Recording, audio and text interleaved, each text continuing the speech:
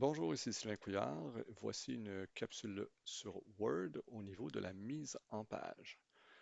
Donc, je vais aller dans le menu mise en page. C'est ici qu'on va travailler pour la plupart de nos fonctions.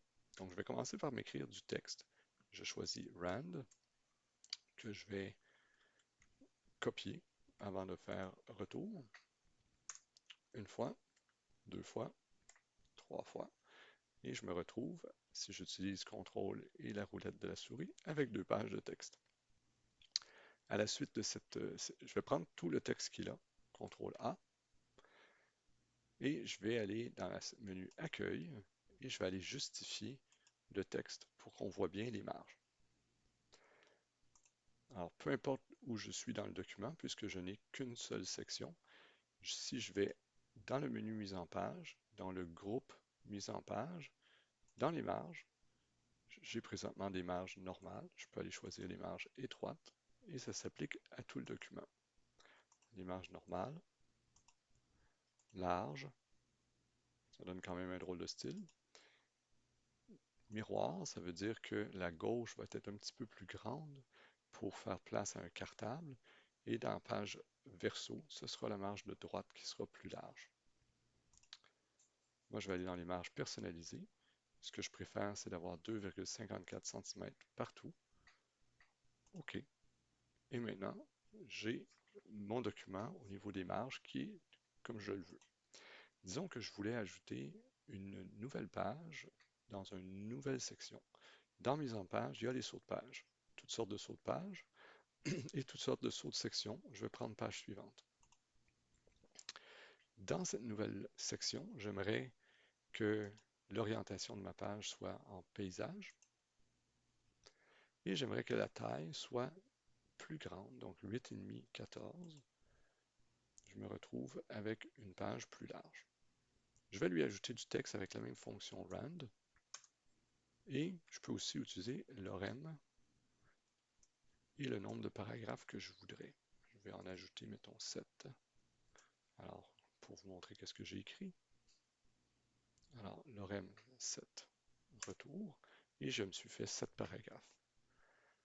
Dans cette section-ci, j'aimerais que les colonnes soient au nombre de 2. Donc, je me retrouve avec 2 colonnes de texte dans cette page-ci.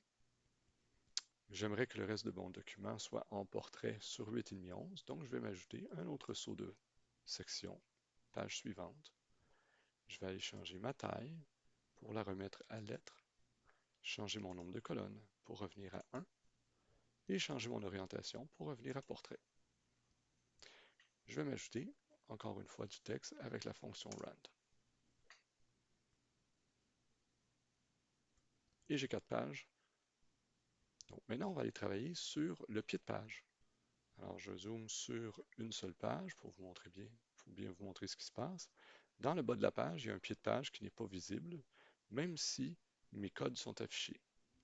En double-cliquant, je peux voir les codes maintenant du pied de page.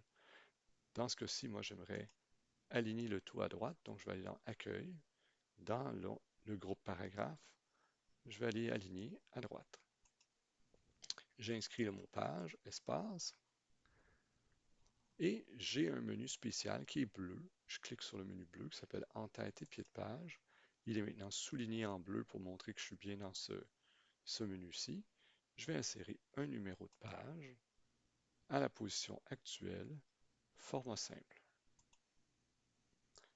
Espace DE, espace, et j'ajoute un quick part, champ, et je vais ajouter le champ numpage avec le format 1, 2, 3.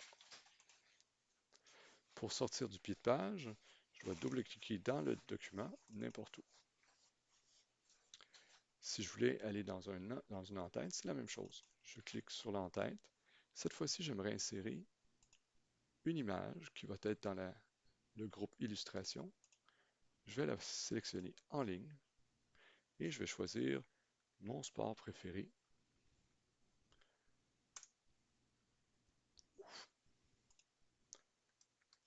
Ce n'est pas ce que je voulais.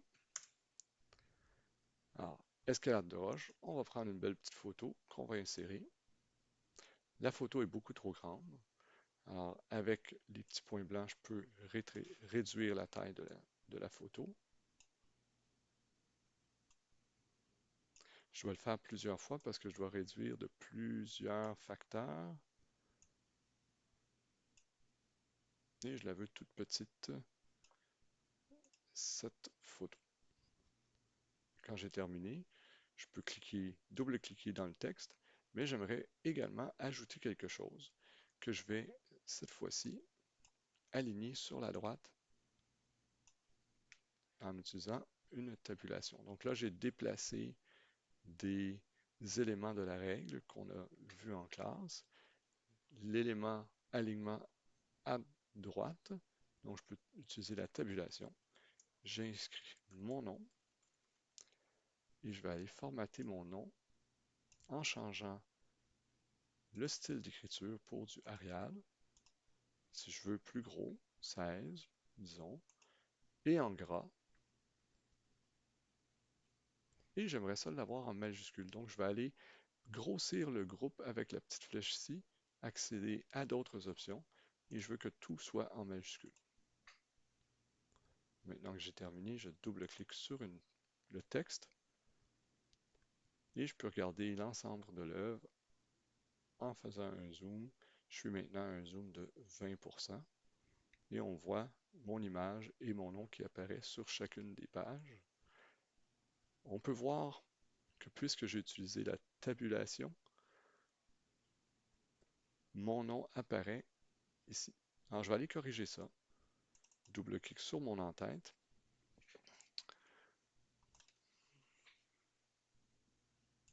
Je vais enlever cette tabulation.